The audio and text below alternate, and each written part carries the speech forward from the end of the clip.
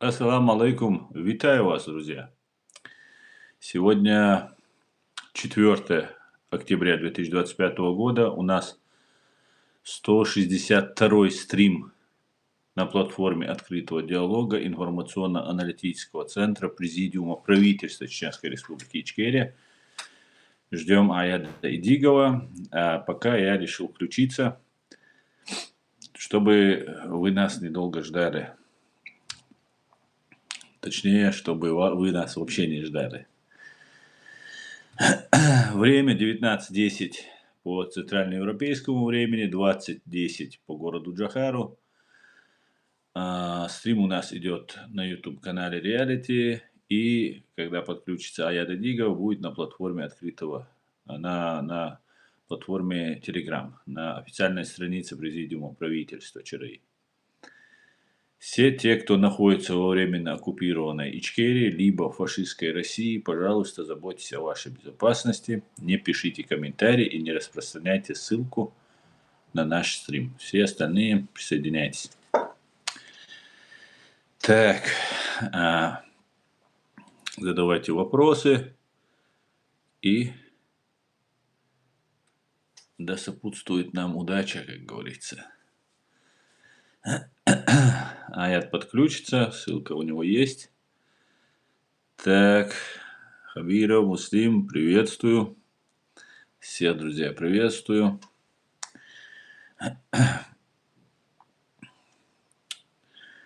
Как известно, на России все плохо, друзья, что не может не радовать. На России все плохо. Сегодняшний наш стрим называется «Мир и Чеченская Республика Ичкерия». Освещение сегодняшних событий, актуальных событий. Я бы хотел пока еще Аяда нет, когда Россия станет Ичкерией. Ну, Россия, наверное, никогда не станет Ичкерией, Чарли, Машуэль. Но я хотел бы обратить внимание на вот сейчас раскручивается спектакль, где переименовываются населенные пункты в города, и в связи с этим меняются названия. На самом деле ничего там не меняется, просто переименовывают населенный пункт в город, и может быть, в связи с этим будут какие-то туда деньги вкладывать, что-то развивать, как они это утверждают. Идет такой шаг. Вроде бы инфраструктурно-строительный такой шаг. И одновременно с этим Шаманов и еще кто-то там заявили о том, что как это возможно, русские названия и так далее, и так далее. Зачем Шаманов живет в Москве, непонятно, поехал бы, жил бы в Наурском районе, и тогда бы российского населения было бы больше. Но я это считаю все спектаклем. Спектаклем, разыгранным как двумя такими актерами. Кадыровым с одной стороны, с другой стороны Шамановым. Кадыров ответил не сразу, чуть выждал время, чтобы эта тема начала чуть обсуждаться. Потом выступил он, назвал его убийцей, грязным человеком, бьюхум. Вот такие вот обычные вещи. Причем Кадыров обвинил его в военных преступлениях, которые совершал Шаманов на территории нашей страны. Как известно, Шаманов является одним из тех, кто в многих населенных пунктах проводил этнические зачистки, массовые убийства людей, совершал военные преступления, в том числе в Катыриурте. И Кадыров ответил, сказал, вот он убийца, он там преступник, там, и так далее, и так далее. Вот.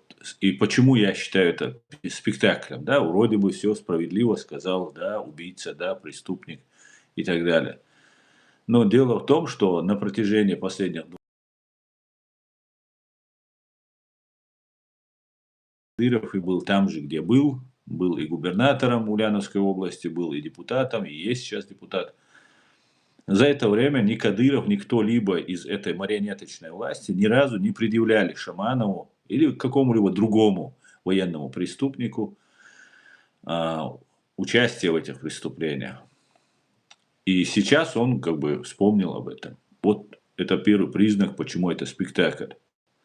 Второй признак, всего лишь Шаманов просто там сказал, что почему там названия переименовываются. Причем они не переименовываются, какие-то там названия, которые чего-то лишаются. Более того, Наурский район, он остается Наурским районом. Просто город Наур будет. И все. Но другие населенные пункты там тоже не особо что-то там супер там, меняется. Но Кадыров назвал его военным преступником и так далее. Фактически, ну, забыл сказать, кто был верховным главнокомандующим у этого военного преступника, когда Шаманов уничтожал населенные пункты, убивал людей. Тогда как раз мочить в сортире призывал непосредственно патрон Рамзана Владимир Путин и Николай Патрушев, ну и многие-многие другие. Шаманов был всего лишь исполнителем, всего лишь одним из исполнителей, одним из винтиков. Поэтому это второй признак, если он не называет полностью всех, кто стоит за Шамановым, непосредственно кто отдавал приказы, то это тоже похоже на спектакль, согласитесь. И для чего это делается? С одной стороны, Магомед Даудов, который был так близок к захвату власти, но почему-то сейчас Кадыров пошел на поправку, и Ахмад останется у них силой. Магомед Даудов борется за Ауховский район. Тоже спектакль. Магомед Даудов боролся за землю, которую якобы забрали ингуши.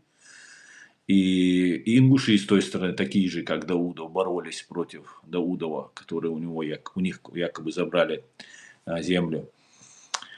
И стравливал фактически два братских народа, один народ, который в силу исторических событий, исторических провокаций, манипуляций фашистской России разделился на два народа. И он их фактически стравливал. Мы все это помним. Ну, теперь Магомед Даудов борется за Ауховский район в Дагестане. Это чеченские земли, это чеченские дома, земли вообще огромные чеченские вокруг. Просто после геноцида под видом депортации 44-57 годов вернулось только 30-40% от всех, кто уехал. Поэтому многие земли остались. И осетинам остались, дагестанцам остались, русским остались, и другим нашим прилегающим соседям остались наши земли. Просто некому было возвращаться. 2/3 населения чеченцев и ингушей погибло просто. И Ауховский район – это такая болезненная точка, на чем Россия манипулирует, используя тех жителей, которые мимо своих домов ходят, в которых проживают аварцы, дагестанцы, другие народы, и не отдают их земли. Хотя я еще раз скажу, кроме Ауховского района, там еще идет вплоть до Каспийского моря, это все были чеченские земли когда-то. Но уже там возвращаться некому.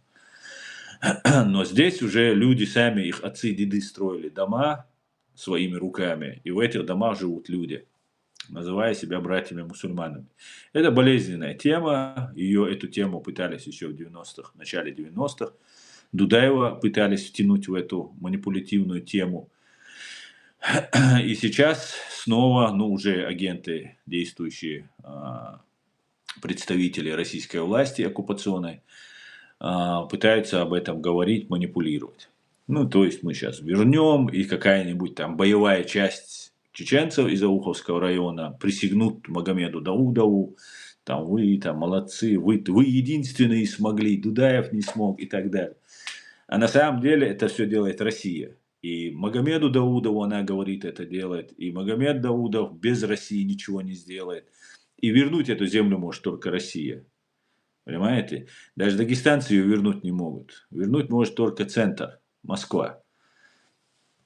И вот, вероятно, с этим Рамзан Кадыров тоже решил немножко популяризировать себя и бороться за чеченцев. Шаманова чеченцы все хорошо знают, его подчиненного Буданова тоже хорошо все запомнили, особенно после ликвидации его чеченским героем.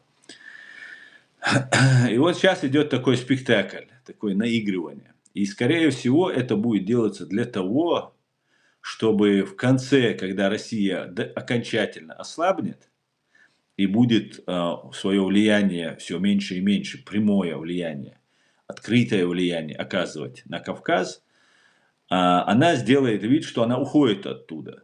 Но люди, которые десятилетиями или уже поколениями доказали верность фашистской России, фашистскому ФСБ, КГБ, СССР, они останутся на местах, их агентура останется на местах. И нам, свободным чеченцам, придется с ними вести предвыборную кампанию, допустим, да, если ослабнет там и так далее.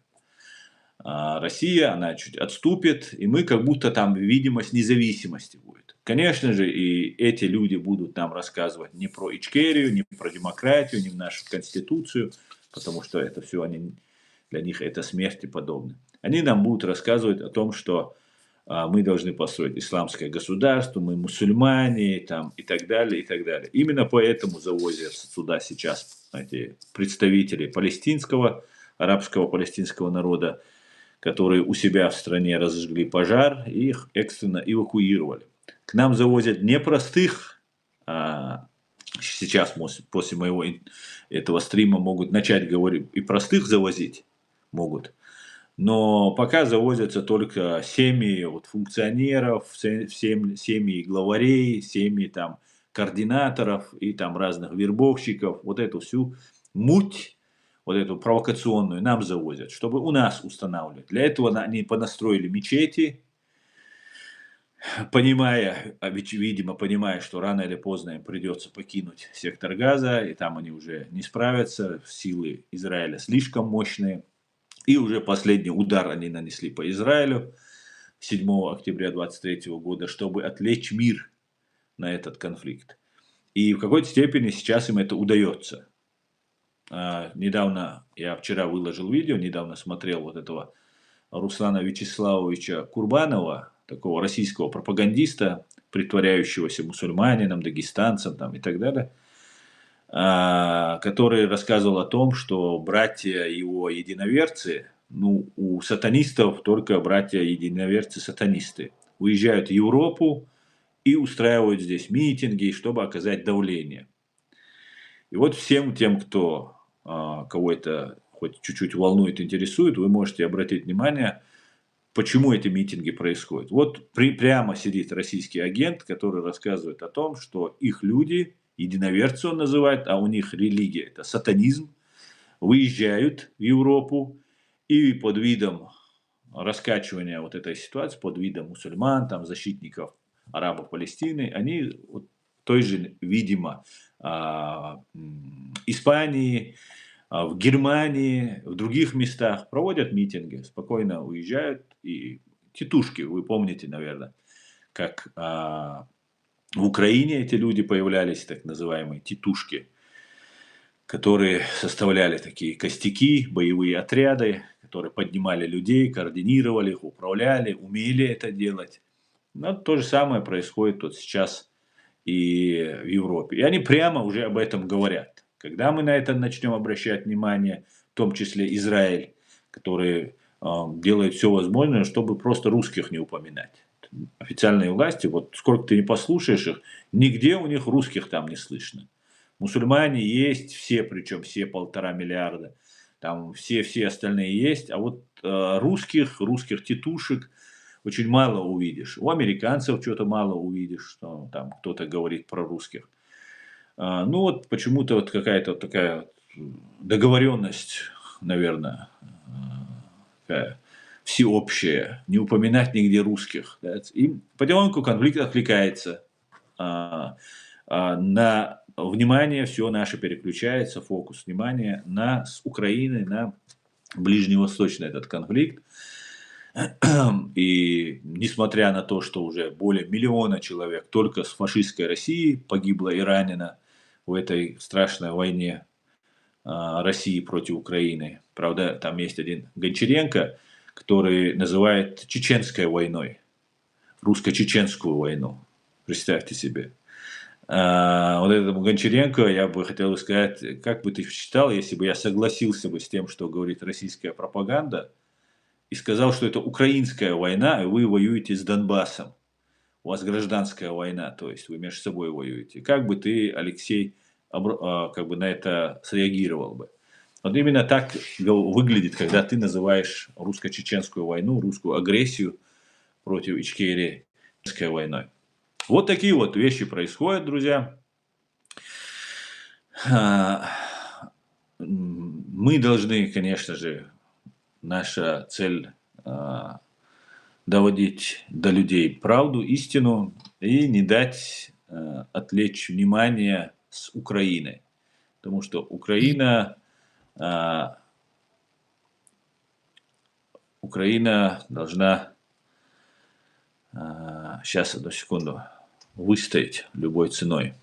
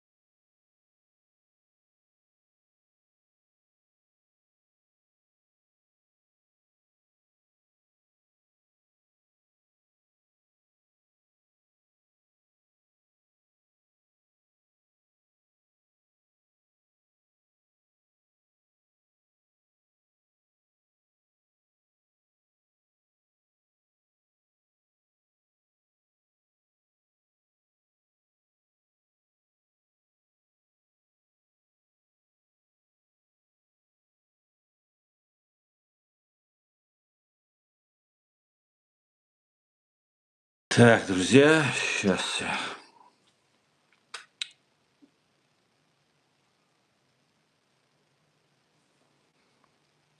Так. А сам Путин не виноват. Да, Чарли, Путин не виноват. Совсем не виноват, да. Так, Шамиль, шалом.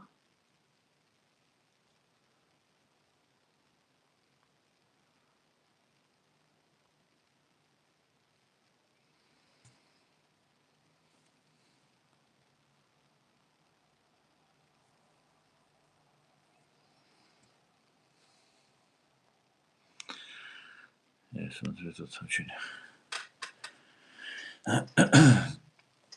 обижаются на меня, всякие пишут мне тут гадости. Вот такая вот ситуация, друзья. И сейчас, по всей видимости, когда ситуация будет ослабевать в целом по России, или делать вид, что ослабевают русские спецслужбы, ФСБ умеет такую привычку притвориться слабыми, когда у нее нет резерва, который она бросит в огонь. Она отползает в сторону, и как будто этот резерв как бы потихонечку сдувается. И, агентура, которая есть, это самый главный их ресурс, они будут ее все контролировать. Когда Советский Союз развалился, ФСБшники были швейцарами у гостиничной двери или у ресторана.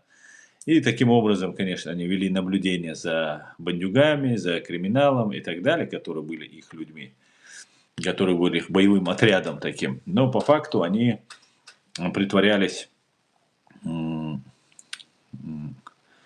что они слабые, что они уже как бы ничем не занимаются. Вот они сейчас также притворятся, чуть-чуть отойдут, и такое исламистское гетто на Кавказе для окончательного уничтожения чеченского народа. Они собираются вот этот сценарий разработать. Именно для этого они строили мечети в огромном количестве и спортзалы. Только мечети и спортзалы они строили. Нефть добывалась Роснефтью, Сеченской, Путинской, банк, Россельхозбанк Патрушева действовал, все как бы деньги и нефть контролировали вот эти два преступника. Но нефть не перерабатывалась в Чечне, и из нее ничего не производилось, никакие заводы, фабрики не строились, институты, университеты не строились. Строились только спортзалы и мечети. Мечети они в своих мечетях назвать сложно, это отделы, штабы ФСБ, штабы КГБ СССР, где их агенты, где их сотрудники промывают людям мозги. И под этим соусом, причем самый интересный соус заключается в том, что все, кто находится в Европе, это враги ислама, враги мусульман, они будут говорить. Именно поэтому они вот этого Муслима Сатуев, там есть антитеррор, там, да, один деятель, запустили его в этой программе, понимаете? Примечательно еще то, что этот человек был матерым антисемитом. У него в Телеграме, на его странице, прям антисемитские вещи вначале были. И тогда он был за Ичкерию якобы. Про ислам, про религию он тогда вообще не говорил. Когда я его знал, когда мы с ним по телефону общались, он тогда никогда про религию не говорил. Он говорил только про Ичкерию, там, борьбу Ичкерии и так далее. Но теперь уже открыто он стал и забыл про Ичкерию, отбросил ненужное, и теперь говорит только про религию. Причем очень так провокационно говорит. Абсолютно ничего добиться он этим не может, кроме того, чтобы себя представить врагом мусульман. И всех, кто с ним связан. А меня как раз хотели пристегнуть к нему. Пристегнуть, потому что я его знал раньше, а я многих знал, я и Закаева знал. Поэтому в этом смысле... И теперь этот человек, потому что я поддерживаю Израиль, этот человек начал поддерживать Израиль. Таким образом, в голове у людей остается мнение, с тем связано, что вот смотрите, вот это он говорит, как бы они вместе, ну против, на самом деле они вместе. Вот это все как бы пристегнуть, дискредитировать нас в том и сказать, чтобы те чеченцы, которые находятся дома, разочаровались в нас. То есть они тогда скажут, ну если они там против мусульман, если они там, ну сейчас ведь практически одинаково сопоставляется, если ты против, если ты за Израиль, то ты против мусульман. Вот как российская пропаганда представляет. Кстати говоря, израильская некоторая пропаганда русскоязычная. Я ее только вижу. Это вчерашние российские там, пропагандисты, сейчас переобулись, стали еврейскими, израильскими. Но они тоже, кстати, говорят, что вот, все, что связано с исламом, это враждебно и так далее. Несмотря на то, что огромное количество чеченцев, других мусульман абсолютно не враждебны Израилю. Но этот момент как-то не вписывается в эту пропаганду, потому что нужно представить всех мусульман врагами. И вот таким вот образом они хотят представить нас, живущих на Западе, врагами мусульман, врагами там, чеченцев, соответственно, которые подавляющее большинство чеченцев мусульмане, и представить нас врагами для того, чтобы нас не слушали, не слышали. Понимаете, чтобы так заклеймить такими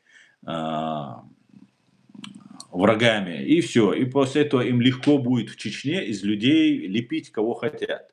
В основном они будут лепить, конечно же, из своих вот этих уже набранных боевиков, которые и в Украине сейчас отслужили, и там, и так далее. Ну, им будут промывать мозги, новых набирать, и давайте теракты против Армении, Грузии, скорее всего, сейчас в Грузии что-то может намечаться, потому что я вижу, разные вот эти их пропагандисты перемещаются в Грузию, там где-то появляются, тут появляются. Ну и откровенно пытаются грузин представить с одной стороны как бы и русофобами, с другой стороны, что есть какая-то сила за русских. Вот какая-то вот эта русофобская сила, ее как бы вычистить, и Грузия стала бы чисто прорусской. Вот такой вот намек, нарратив мы слышим. Скорее всего, что-то будет в Грузии сейчас разворачиваться. Ну и туда будут вот братьев мусульман. Вот помните, там Басаев поехал, и мы поедем, там, и так далее. Будут там эти сказки рассказывать. Якобы свободные чеченцы уже без России, там Закаев, там еще кто-то там, или как-то что-то там планирует. Я не думаю, что у них получится, что они планируют. Но планы вот приблизительно я такие вижу. Поэтому вот так вот, друзья, вот такие вот дела. Это нужно нам знать. Мы, часть нашего чеченского народа, будем есть и боремся за права чеченского народа. Будем бороться за права чеченского народа. И чеченцы должны знать, что бы про нас ни говорили, как бы нас не пытались оклеветать, запачкать и так далее. У них ничего не получится. Мы есть вы есть мы, и всегда так будет. Да, мула. Цаши куйоч. Цундайла цармел ючел, эшпши цар ючел, хабарши. Заранее юцар юмахайван, иит кетчлуш, бух кетчеш, буювен, гушмады. Цундайла шаша ирмадайтх. Ирмадайтх. Так, давайте посмотрю ваши комментарии.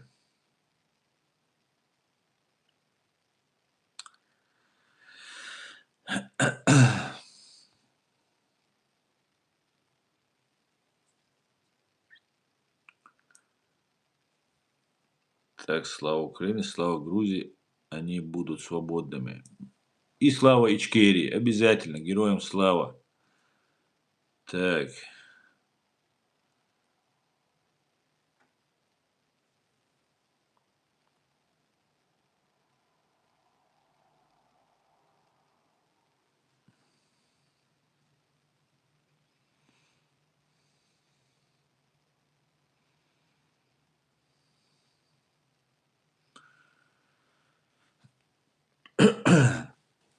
К нам троллятина зашла, как обычно, да?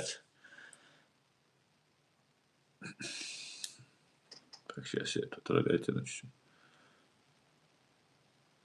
заблокирую, чтобы... В этом гостинице я начальник, да.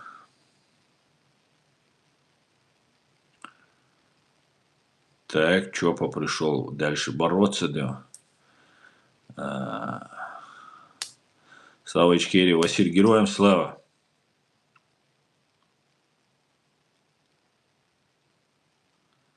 Дели Саламаш Хуршарани Вальмаш. Почему казахи, узбеки, таджики, киргизы имеют государственную независимость, а кавказцы нет? Ну, что значит кавказцы нет? А грузины это разве не кавказцы? А азербайджанцы это не кавказцы? Армяне, правда, не считают себя кавказцами, но уже обкавказились, так сказать. Тоже кавказцы. Ичкерия разве не кавказцы? Все мы кавказцы. Дело в том, что страны Средней Азии, тюркские народы освобождены, так как у России не было сил дальше их держать, а Кавказ и ворота в Европу, юго-восточные ворота в Европу, они представляют ценность для России, для Русской империи, и они держатся. И не удалось за Кавказье, там, южную часть Кавказа удержать. Хотя там своих агентов везде оставили, там, как бы, лояльных себе. А вот Северный Кавказ, вот им с этой стороны хребта удалось им еще пока держать, потому что миру просто до малочисленных кавказских народов не было дела. Понимаете? Пока малочисленные кавказские народы сражались, не на жизнь, а на смерть просто. Мир высасывал соки из России и таким образом обогащался. Теперь Кавказ оккупирован, больше никто не сражается. Вот пошли дальше. На Грузию пошли, на Сирию пошли. Вот сейчас до Украины дошли. Так, дальше посмотрим. Салам, лорд. Путин и Кадыров. Да, Василий, я с тобой согласен. А, так что она. Раска должна быть уничтожена. Даешь свободу всем народам. Пишет Виктория. Миру мир, брат, я украинец. Империи давно нет. Да, Василий, слава Украине, приветствую тебя.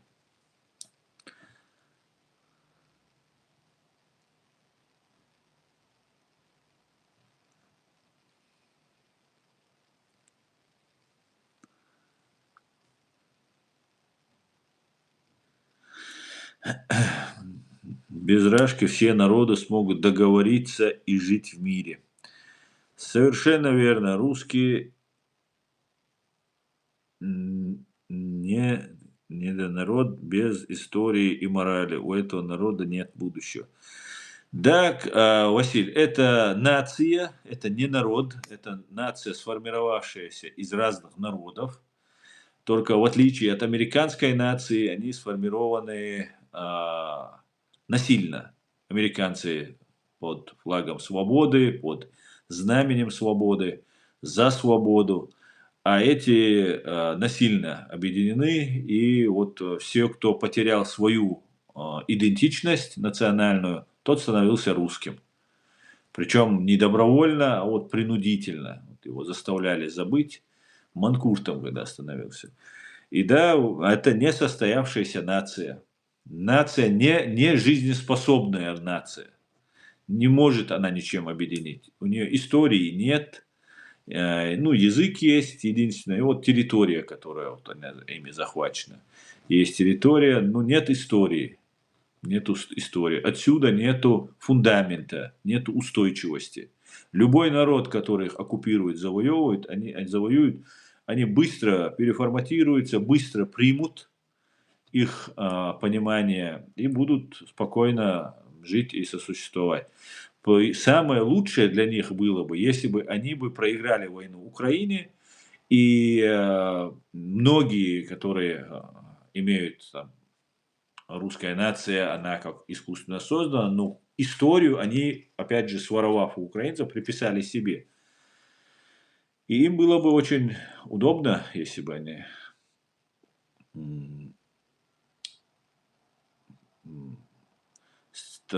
учили бы украинский и стали бы частью настоящей украинской истории, но только не как главными паханами, а как потерявшееся колено, так сказать, которое примкнуло, и это было бы справедливо на самом деле, чем они заставили бы украинцев там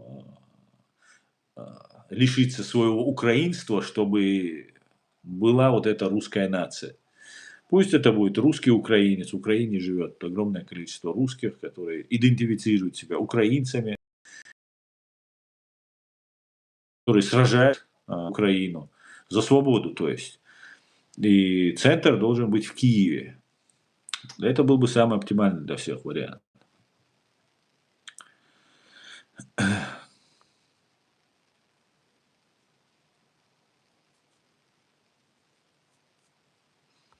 Так, что у нас? Как относишься к осетинам? Как ко всем отношусь хорошо. Ко всем.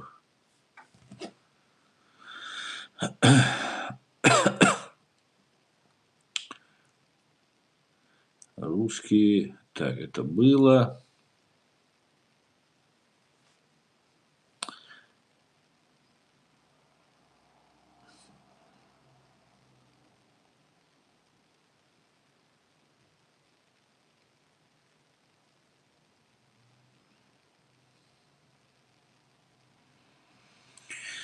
Россия кончилась, не начавшись.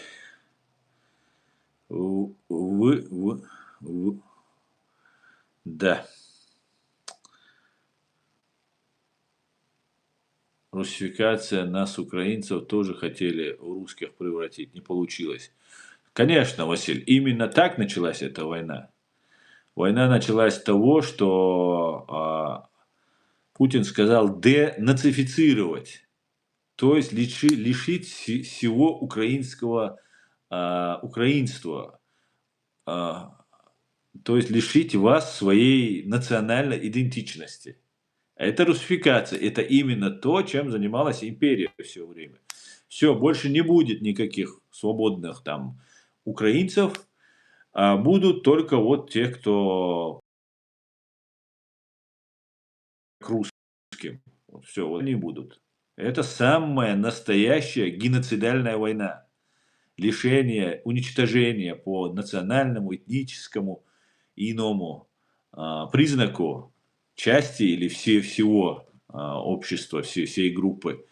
Это самое настоящее, прямое просто признание в геноциде. Я вас буду убивать за то, что вы украинцы. За то, что вы думаете как украинцы, говорите как украинцы, живете как украинцы, детей растите как украинцы. Вот прямая это была угроза. Может, не все поняли до конца, о чем речь, но только так и можно квалифицировать. Только так и никак иначе.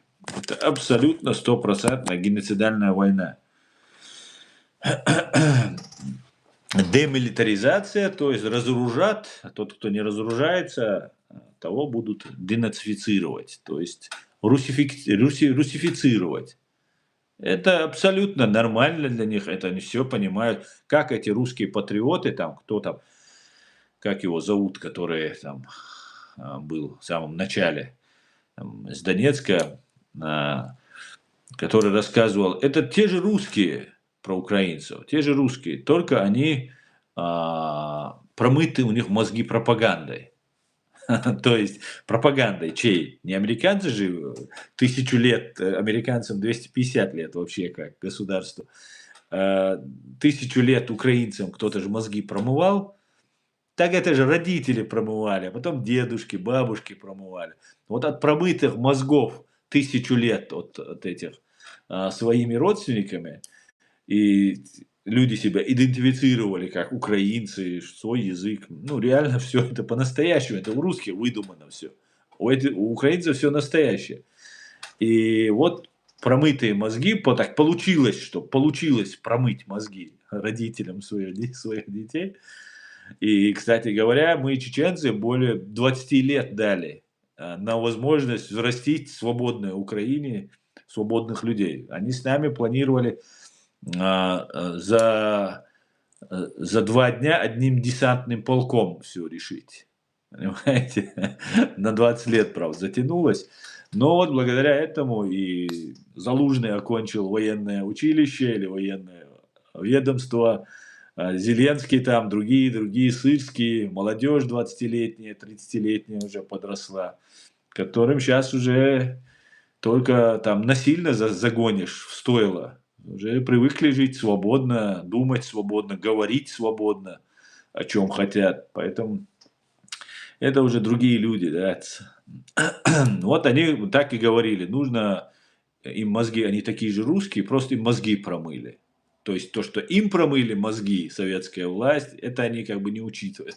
Промыли у кого 1000-летняя история. Вот им промыли мозги. Вот эти 1000 лет назад начали промывать, кстати говоря, этим украинцам и мозги. Так.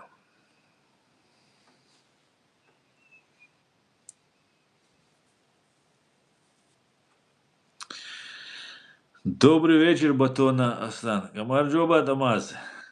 Какие марджос? Может,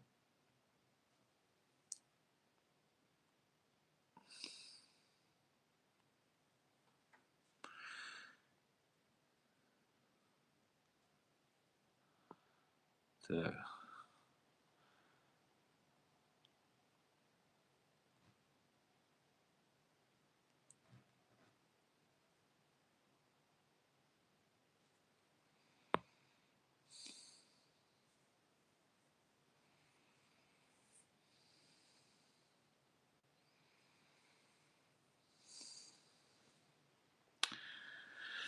Так.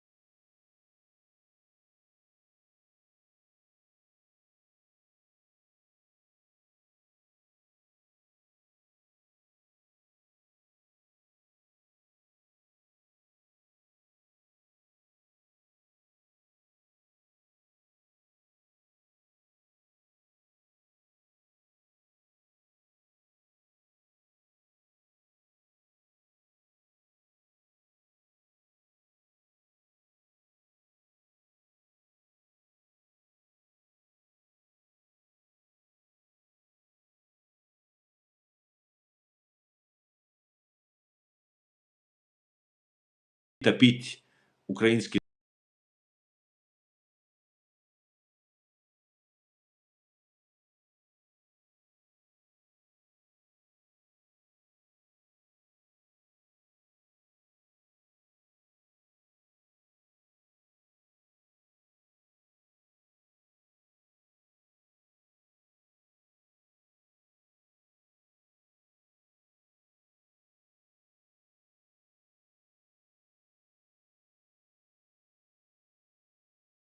мобилизованным первыми и первыми там в атаку. Зачем вы убили тогда десятки, если не сотни тысяч мужское население Донбасса? Зачем? Отомстить за этих 50 человек? Вы лживые, лицемерные мудаки просто. С вами бесполезно разговаривать. Вы что угодно будете рассказывать. Вы про распятого мальчика в трусиках будете рассказывать. Вы про взрывы домов будете рассказывать, взрывая сами свои же российские дома женщинами и детьми, обвиняя в этом нас. О чем вы говорите? Вы не имеете никаких аргументов, абсолютно никаких аргументов против Украины. И против Ичкерии тоже, в данном случае говорим про Украину. Никаких аргументов у вас нет. Вы на чужой территории, вы называли братьями их и вероломно напали на них, отжали у них одну часть, вторую часть, третью часть и решили пойти до Киева. И единственная их проблема, вам показалось, они слабее вас. Но сейчас ситуация поменялась. Да и вначале они не были слабее вас. Морально они были точно на голову, на 2 выше. Ну и вооружения им, в принципе, хватило. То, что им давали, и то, что было. Так.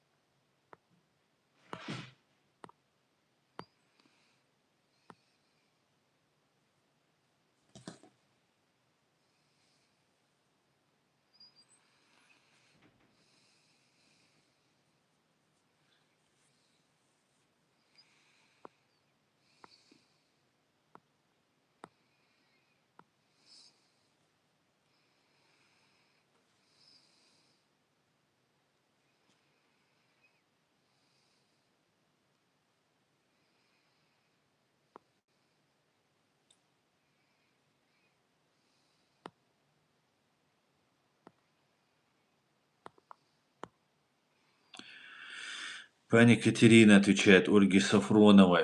У русских есть история, но они историю свою, написанную Ломоносовым, выбросили в те немецкие истории, написанные по заказу немецких царей, как сейчас Мединский за 75 лямов по заказу Путина.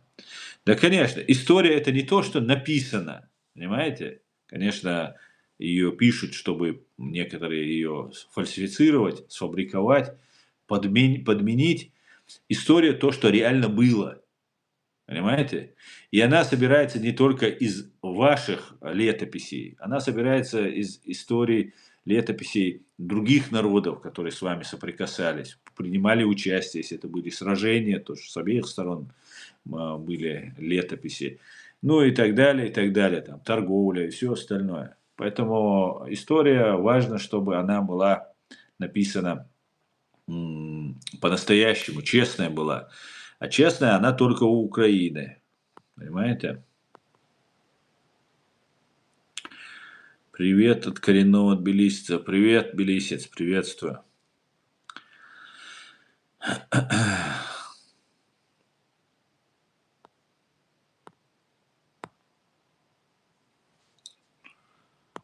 Так.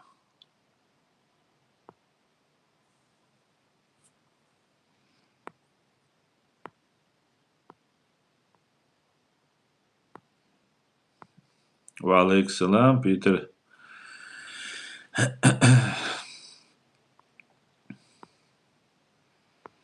Спасибо, Василь, спасибо. И вам того же. Мира вам, братья и сестры.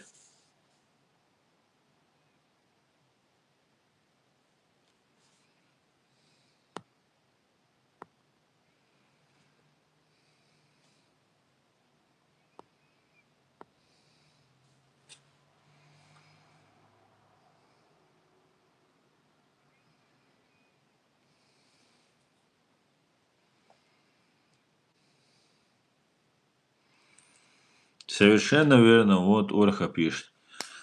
ФСБ хотели в Одессе сделать квазиреспублику типа ЛНР, ДНР, но что-то пошло не так. Спрятались в Дом профсоюза, оттуда кидали на голову людям бутылки с зажигательными смеси, черти брехливые. Да, я видел эти видеокадры, где они на самом деле с самого верха, с крыши скидывали, с верхних этажей скидывали бутылки. Я это видео сам видел. Но тогда еще. Подтверждаю.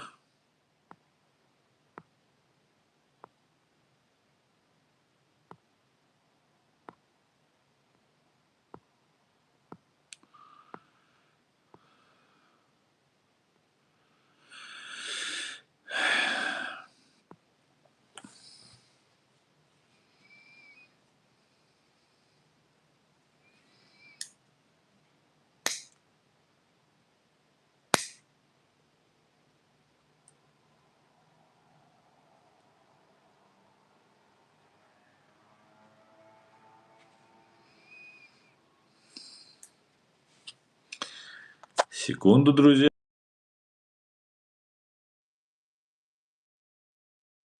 Что-то аят не заходит.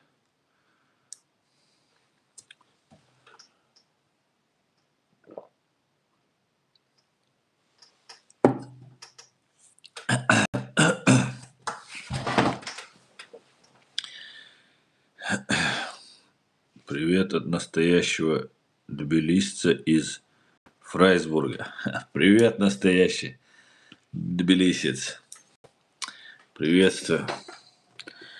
Не знаешь, кому верить. Верь правде, верь реалити. Весь мир гонит русских, как бешеных шакалов. Нет им виз, нет не места в цивилизованных странах. Только в болото России вам место, русские людоеды, пишет Ольха.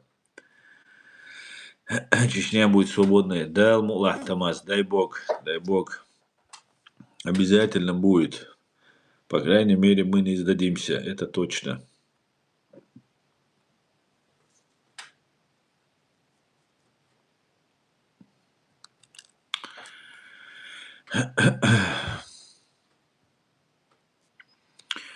Так, подождите, вот этого он меня засоряет. Тут весь эфир заблокирую, достал уже своим бредом. Хотя на бред тоже нужно иногда отвечать.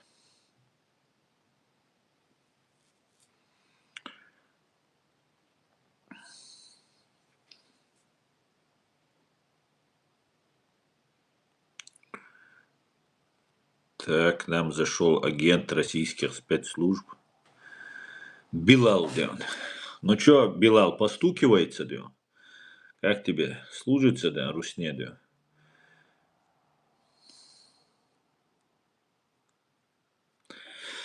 Так вот, я уже сколько уже говорю, все началось с того, что я хотел вам рассказать про то, что спектакль Кадырова и Шаманова не стоит ничего общего.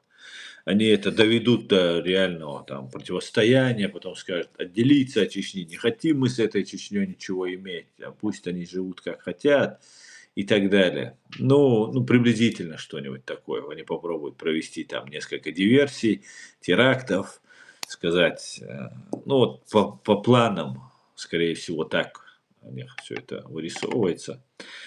Мы должны понимать, что они долго к этому шли, и у них особо такого коридора выкручиваться нет.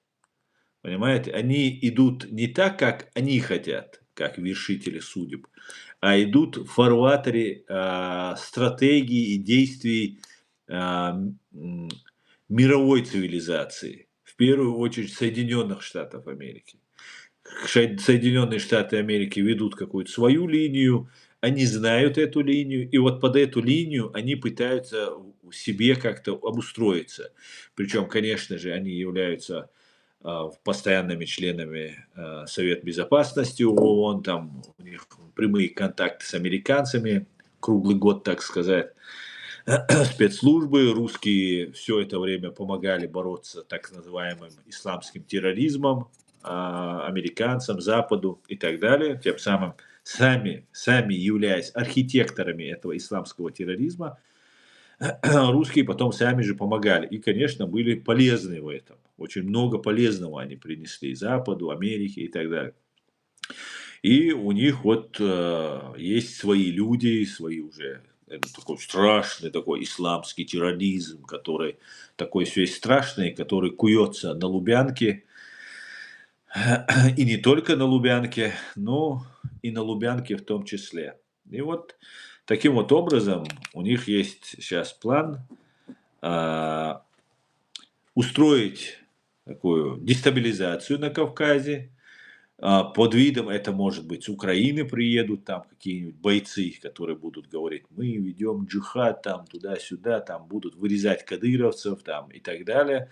И другие КГБшники будут занимать места кадыровцев под видом ичкерийцев, которые здесь в Европе очень много набралось. И Европа, которая шла вот этими двойными стандартами, так называемая реал-политик, она вот сама себе вот сделала такую вот пакость, что ей приходится вот с этими двойными агентами считаться, а с настоящими чеченцами она не хочет иметь дело, потому что уже слишком много сделано в отношении чеченского народа, и это разделять ответственность не хочется.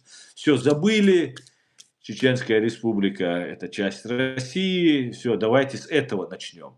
И все чеченцы, которые выступают за свою свободу и независимость, они автоматически отметаются в сторону. Они неинтересны. Америке неинтересны, Англии неинтересны, здесь в Европе неинтересны. А чеченцы, которые согласны быть частью России, но они как бы ичкерийцы, их можно рассматривать. Смотрите, какое вероломство. Наравне с вероломством России это вероломство. Вот просто вот рядом с ним идет. Представьте себе. О какой свободе, о какой демократии говорят. Удобно управлять КГБшный агент. Давай, говори, ты главное делай, что хочешь. Ну, давай обманывай свой народ. Но чеченский народ не обмануть больше. Не будем мы давать себя обманывать. Хватит. Мы знаем, кто есть кто. Мы, чеченцы, не будем поддерживать тех людей, кто предал нас в самое трудное нас время.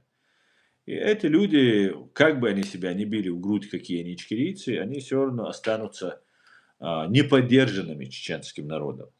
Неподдержанными. И вот такая вот, такое вот деление произошло. Посмотрим. Хусейну Дуракбетову, видимо, нужно срочно приору подарить. Он так подлизывается к Кадырову, что уже себе на приору нализал, да он ему пятки. Аслан, что с фоном случилось? Но шалом, Эркин, так получилось, Эркин.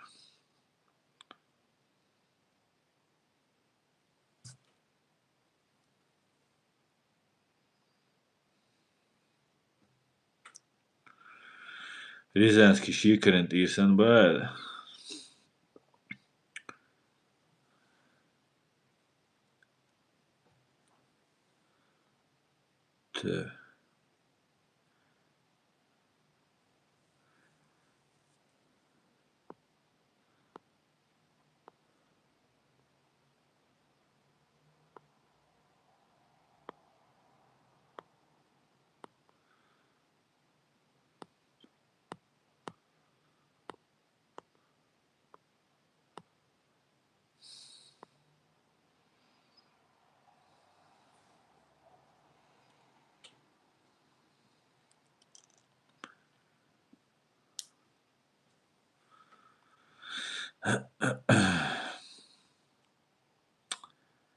Так, по-моему, Аян уже не зайдет. Что-то уже мне подсказывает.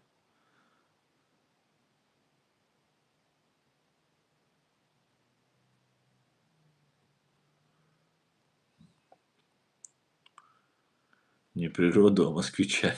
Не прирору, не приору, а москвича. Москвичи же не делают.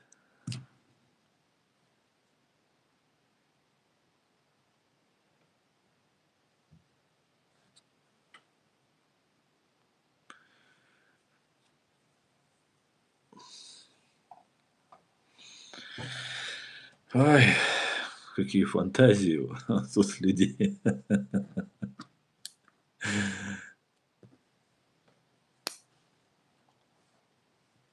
Ой, какие фантазии.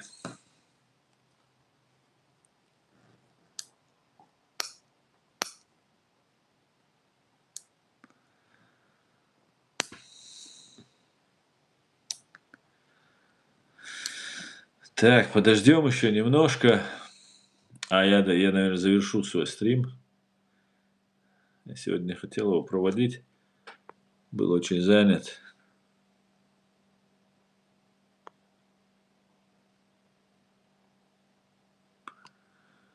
Леха, ну, у тебя фантазии.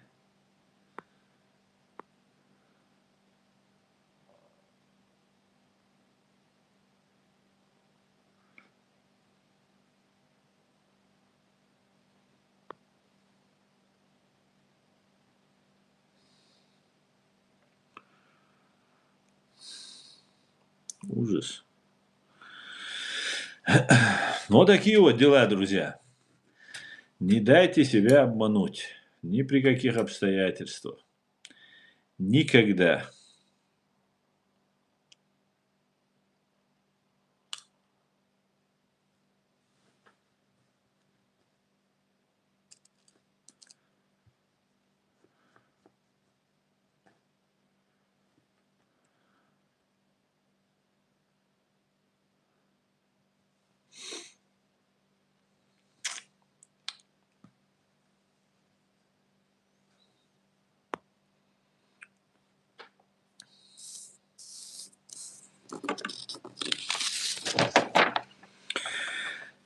Русский народ, знаете, некоторые рассказывают, что может произойти элитная революция внутри элиты, свержение Путина произойдет. Я полагаю, до определенной степени, до ручки ситуации, когда дойдет, это может произойти, только это не будет элитным свержением, что какие-то там группы, которые сидели на потоках денег, теперь они их не получают, из-за этого теперь они якобы Путиным недовольны и так далее. На самом деле это совсем система не такая, как мы знаем. Все большие крупные предприятия, все то, что приносит максимальную прибыль, оно управляется ФСБ, и агент ФСБ, сотрудник ФСБ командированным приписывается какому-то заводу, какому-нибудь там предприятию и контролирует это все. И из-за того, что там упала доходность или там прибыль, люди уволены или зарплаты не выплачивают, никто против Кремля системы не пойдет. Потому что этот КГБшник, который находится, вот этот командированный, который якобы вот эту бизнес-элиту представляет именно в этом конкретном случае, он есть часть вот этой КГБшной системы, учреждения ФСБ.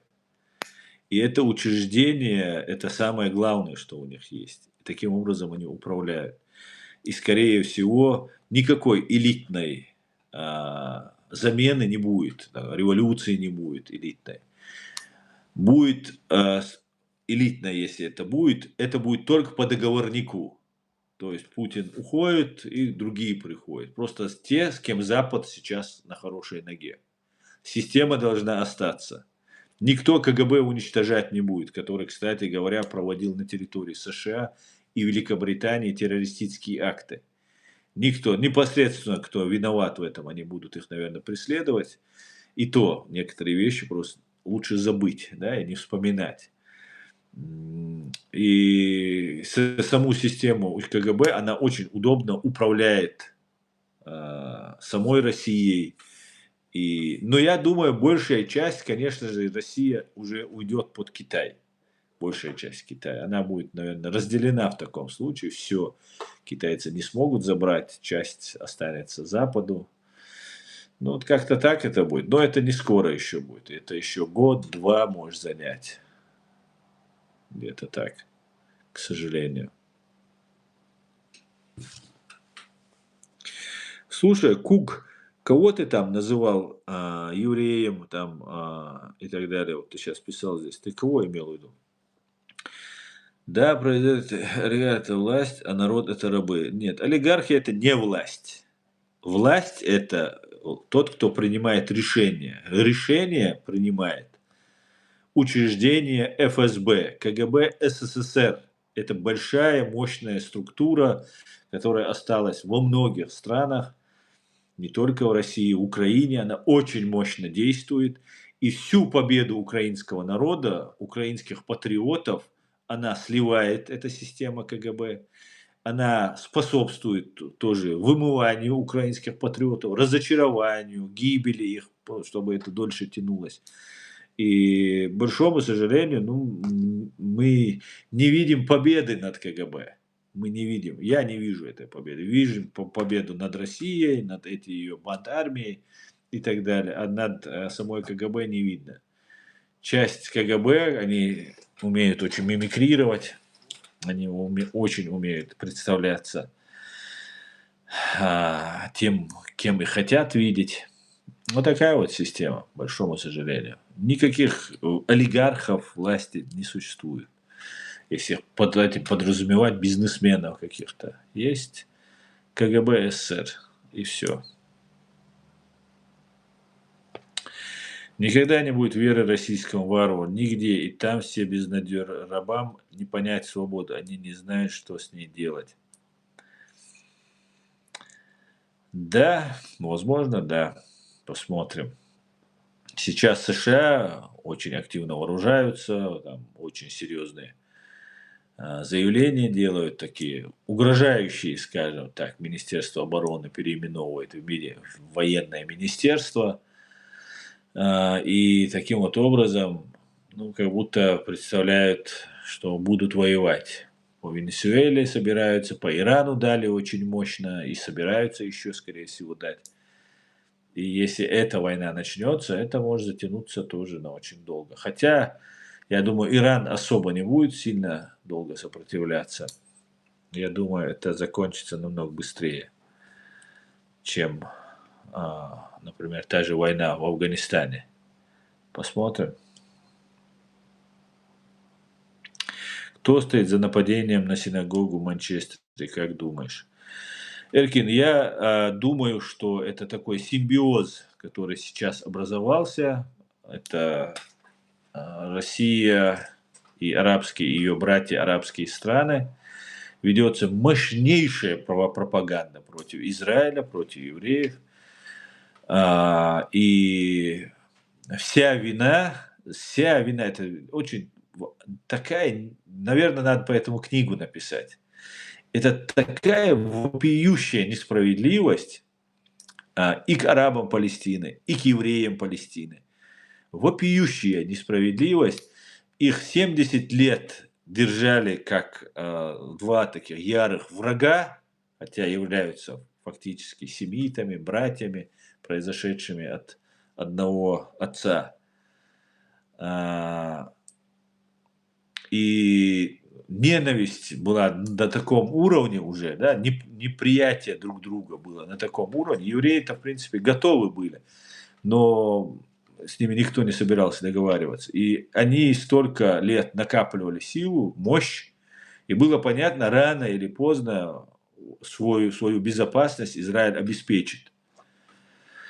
И вот когда уже настиг этот момент, уже когда в Украине не справлялись, бросили свои вот эти провокационные силы на Израиль, Израиль ответил, и сейчас Израиль представляют, там, исчадием ада, самым большим злом на земле. Причем эти голоса и из Америки доносятся. А изначально конфликт был между Западом и коммунистическим советским блоком, Варшавским блоком, так называемым коммунистическим блоком. И арабы, и евреи оказались там на острие вот этого конфликта, этого противостояния. И сейчас, когда получилась возможность решить этот вопрос, Его, ну, русские просто отошли в сторону, кинули, так сказать, как обычно они делают своих этих. Ну, главных они вывезли, вывозят, им они нужны дальше, чтобы использовать. А непосредственно вот этих арабов Палестины их бросили под эти бомбы. И их теперь вооружают дальше, продлевая агонию, вот, мучения этого народа и также страдания еврейского народа, финансируют, проводят здесь митинги, нужно признать это, нужно сделать то, нужно сделать это. Ну и вот фактически, и даже в Америке голоса, так смотришь, думаешь, ну зачем же сейчас тогда об этом говорить? А, Проводится такая антиеврейская такая пропаганда. И, короче, мы все хорошие, а вот они все плохие, короче, говоря. Евреи находятся фактически заложниками обстоятельств. Не иметь своего государства им нельзя. Что с ними было в прошлом веке, в 30-х годах, мы это помним, в 40-х годах, мы это помним. И они это лучше нас помнят. Им нужно иметь свое государство. Это просто необходимые условия для выживания. Накопили оружие, накопили боевой опыт, там, военный опыт и готовы сражаться. Начинают сражаться, вам нельзя сражаться. Вы не можете воевать. Не так воюете. Хотя война в Украине ведется более интенсивно, более жестко, но как бы об этом не трубят, потому что это не нужно российской пропаганде. И все внимание приковано вот к этому моменту. Причем никто арабов Палестины спасать не собирается. Это все манипуляция. Свой антисемитизм европейских стран, свои какие-то личные какие-то интересы, государства имеется в виду, да, и политические, личные каких-то политиков интересы. И, конечно же, Россия и арабские страны подогревают это все, и Турция в том числе подогревает, потому что сильный Израиль и Турции не нужен. Короче, он не нужен никому, этот Израиль, сильным. И все заинтересованы, чтобы евреев запачкать там и так далее. И это останется на десятилетия, на 100 лет это останется. То, что сейчас они закладывают.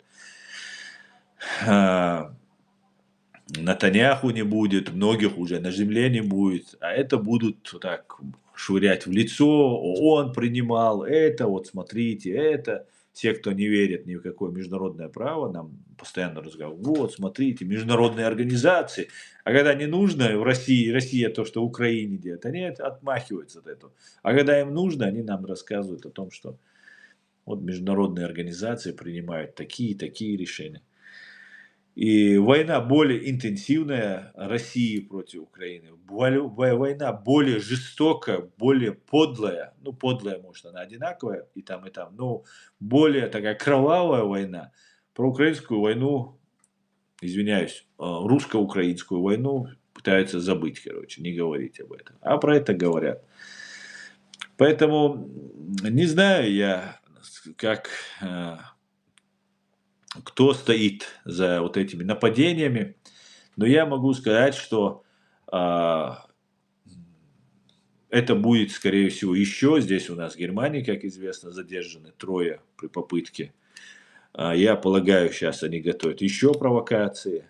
Я наблюдаю за этим по косвенным признакам, что у нас здесь в Германии. Германия – это главная цель. И здесь абсолютно плевать, еще раз говорю, вот тем, кто вот это все проводит, на арабов Палестины. Никак это не поможет арабам Палестины, если здесь проводить теракт. Особенно сейчас, когда Хамас начал вместе с Израилем о чем-то договариваться с американцами, какие-то у них переговоры пошли. И вот в этот момент они тогда в прошлый раз тоже били. Именно когда переговоры начинаются по обмену заложников там, и так далее, выпускают евреи там сотни человек, передаются там сколько-то заложников из арабского плена. В этот момент была попытка вот нападения на синагогу, и был задержан молодой человек. подготовка к нападению была.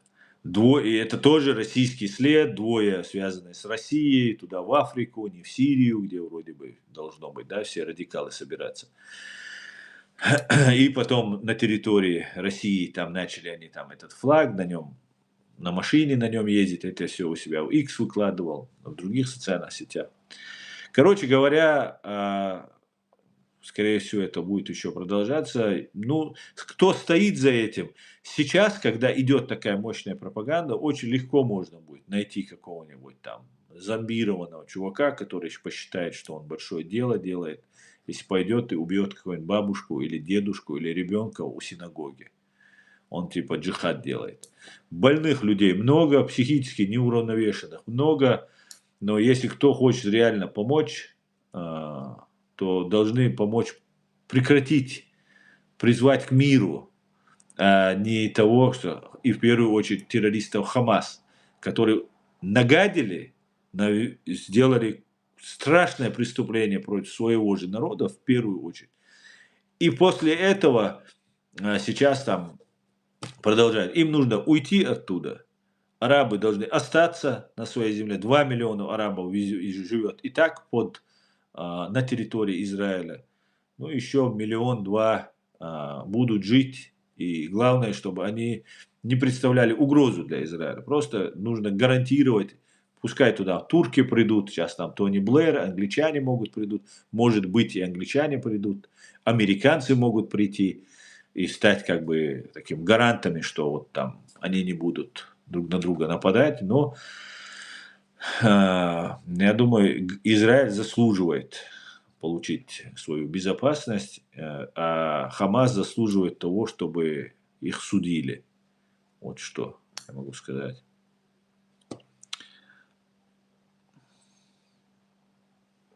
По мне, это травля против мусульман в Англии. Но травлю я вижу абсолютно безосновательную травлю мусульман, просто в целом начинают брать, понимаете? А, я не знаю, для чего это делается, если конкретные есть, ну это и фашизм, это самый настоящий фашизм, христианофобия, юдофобия, исламофобия, там это оскорбление, призывать их там преследовать. Это самый настоящий фашизм по религиозному признаку, абсолютный, и не имеет значения. Мусульман преследуют, евреев преследуют и так далее. И странно, когда мы и слышим от евреев такое. Вообще странно. Больше всего странно от них. Напали арабы, двоюродные братья, при помощи русских, которые поддерживали, и персы, которые поддерживали. А все мусульмане виноваты.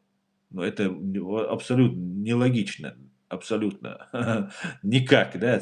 А если кто-то есть антисемиты, но при учетом такой пропаганды было бы странно, если бы их не было. И еще странно то, что этот антисемитизм, он здесь, в Европе, больше не от мусульман и даже арабов идет, а от тех, кто здесь когда-то очень сильными были антисемитами. Мы знаем, что христианский мир был очень антисемитным. Очень. Христа распяли, еще что-то сделали, и много чего там предъявляли и предъявляли. Что, ну и так далее. Сейчас не будем во все это вдаваться. И это осталось, никуда не делось. В Германии, может, это искоренилось, но погромы евреев были во многих странах. Как-то так, не знаю, к чему это приведет. Ужас, конечно, что нами управляют, нами манипулируют очень много игроков, и многие абсолютно аморальные. Абсолютно. Очень жаль, конечно.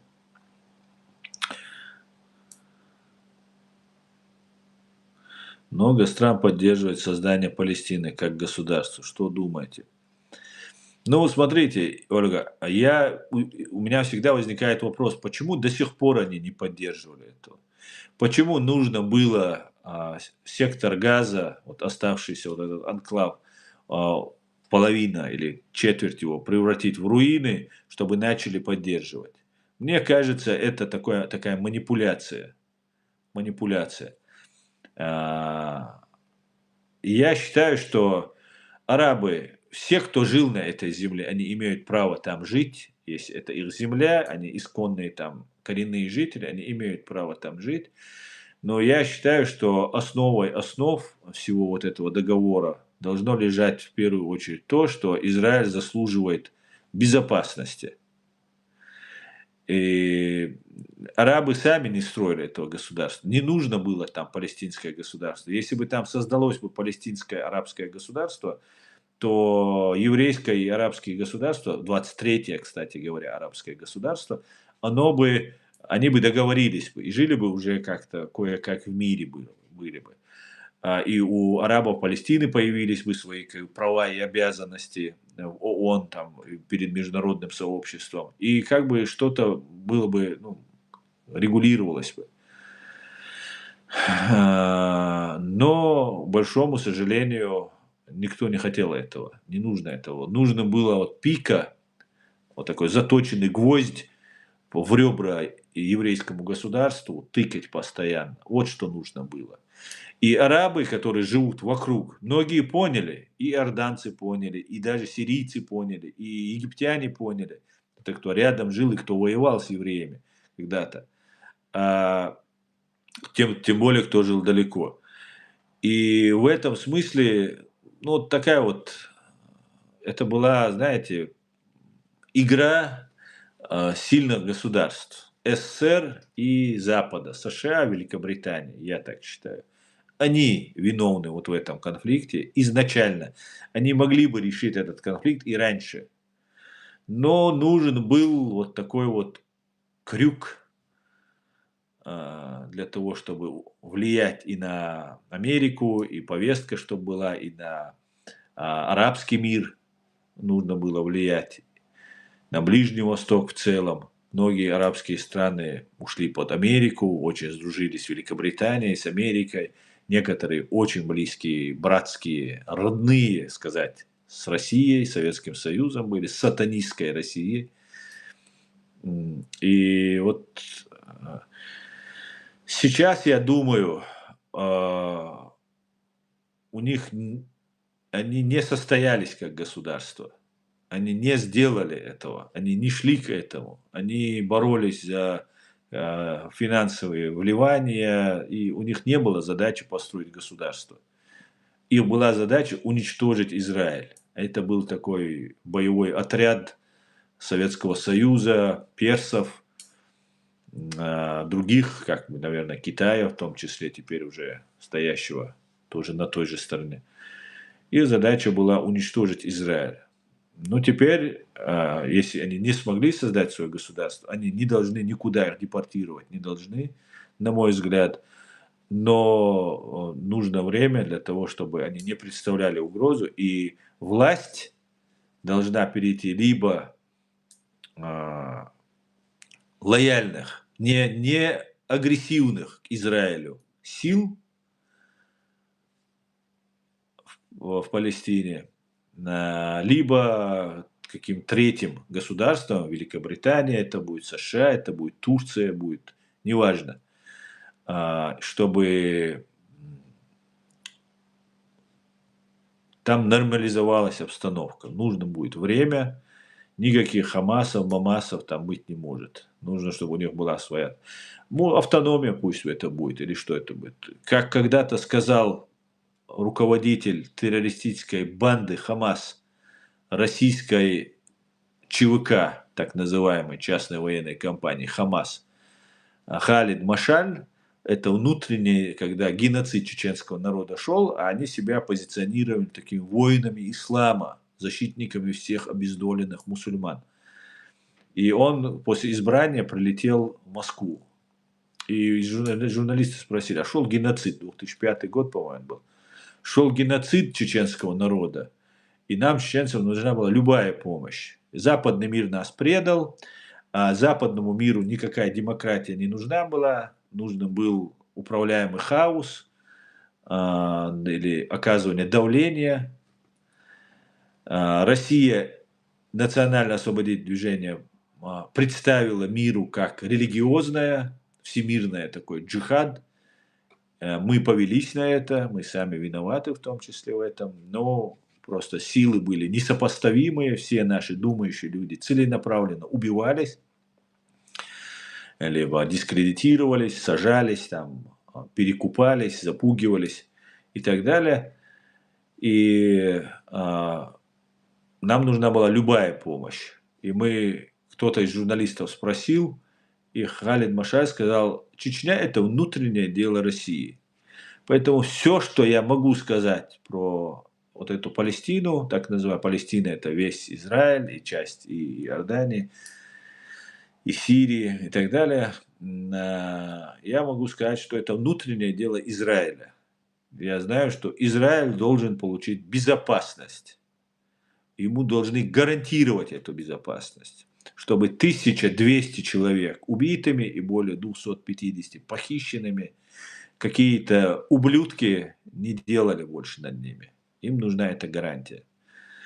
Вот, к сожалению, вот такая вот ситуация привела нас вот к сегодняшним событиям. Так.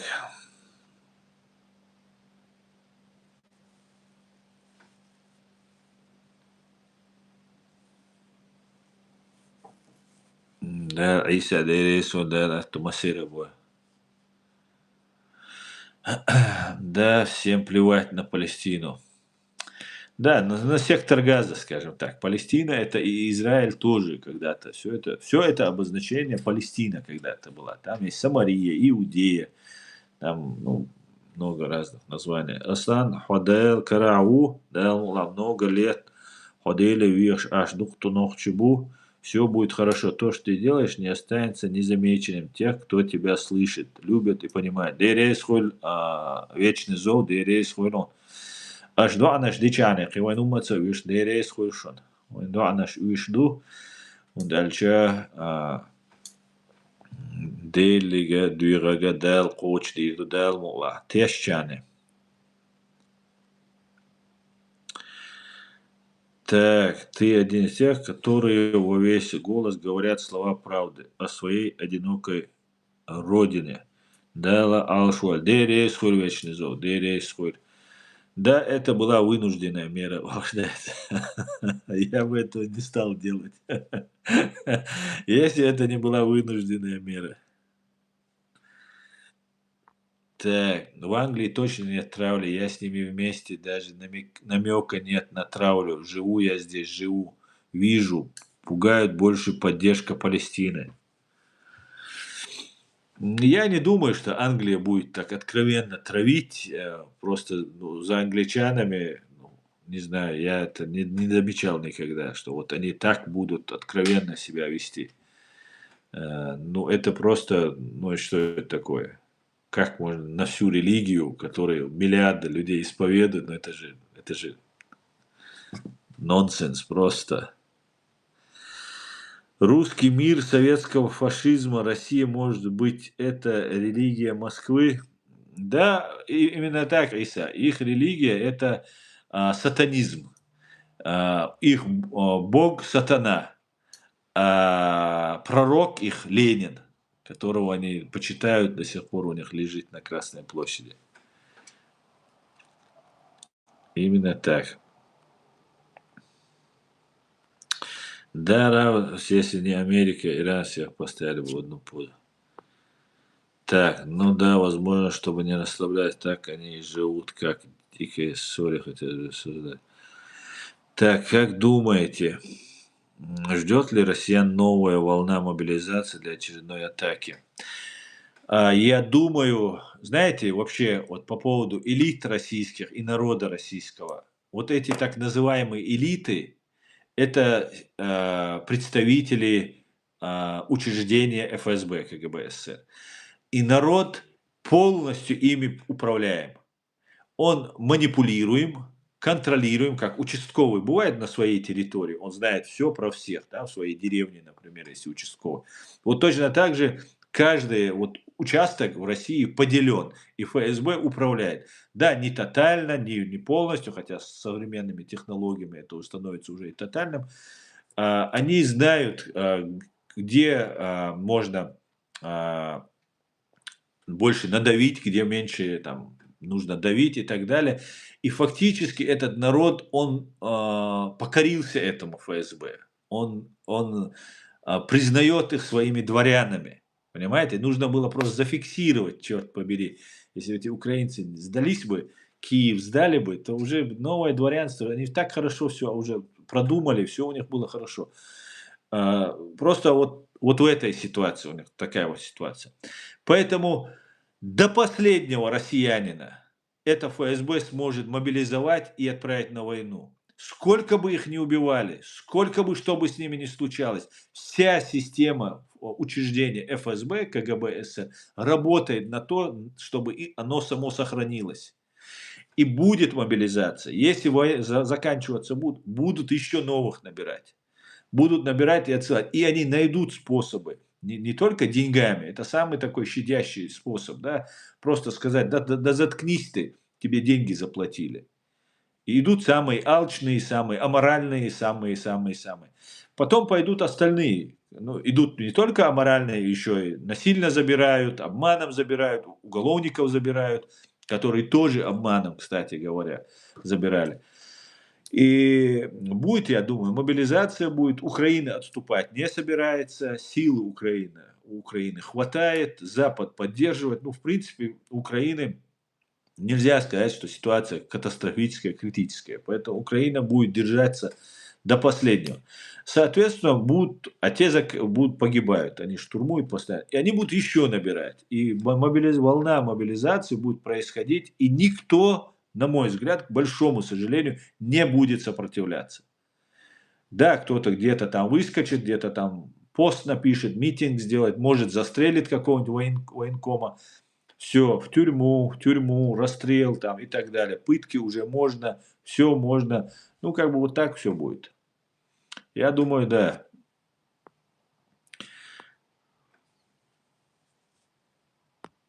Так.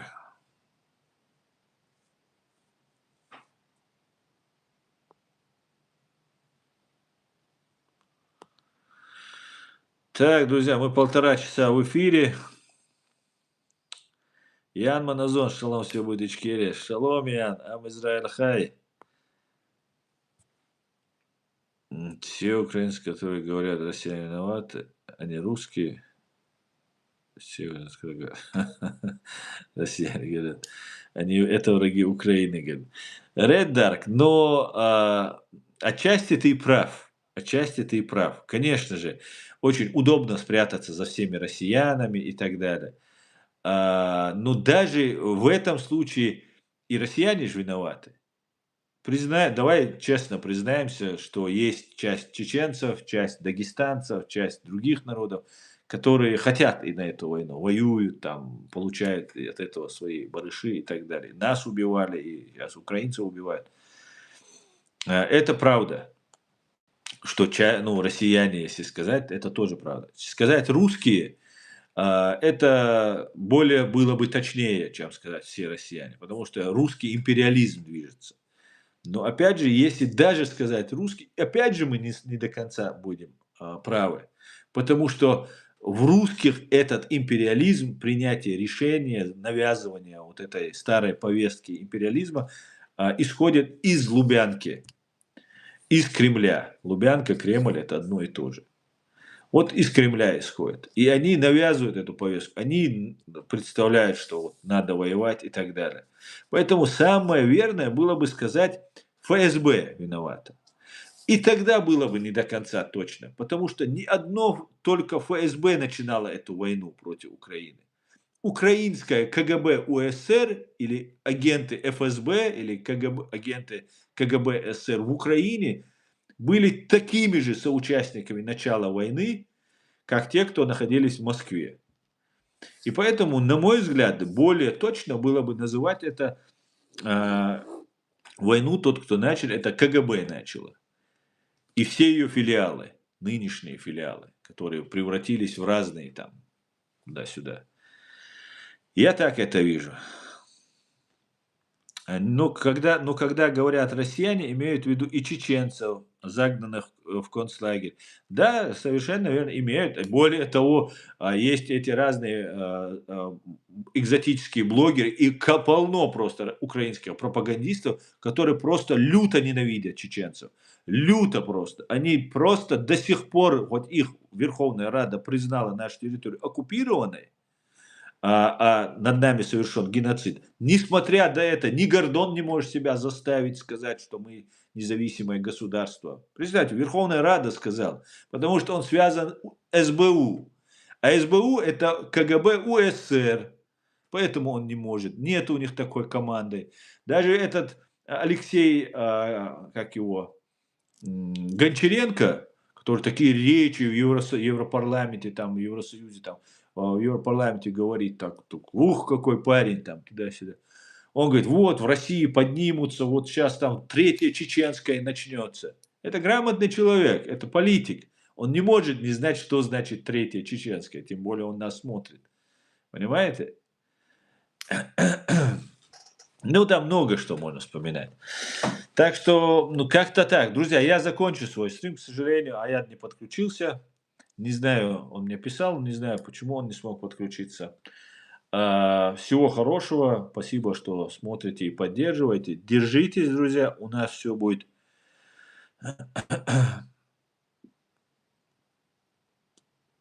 Ну, всего самого... все будет хорошо, друзья. Доцельш. Упоминание ФСБ банят YouTube. Меня не банят. Я сколько упоминаю, меня не банят. Все будет Ичкерия, слава Украине. Ночик Амдин, ду Ичкерия, Диню, Делмула. Адикер Маш, всего хорошего, до свидания, друзья.